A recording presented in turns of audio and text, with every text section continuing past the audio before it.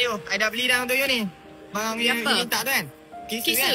Kisah kan? Nah. Tapi asal banyak sangat ni? I nak yang ni je. You dengar ni. Cerita dia macam ni. I dah masuk Watson tadi. Lepas tu I duk belik. I lupa yang mana satu. Ambil je lah yang mana yang macam rasa sesuai untuk you. Ambil lah. You ambil apa je ni? Yang ni untuk putih. Ni untuk diet.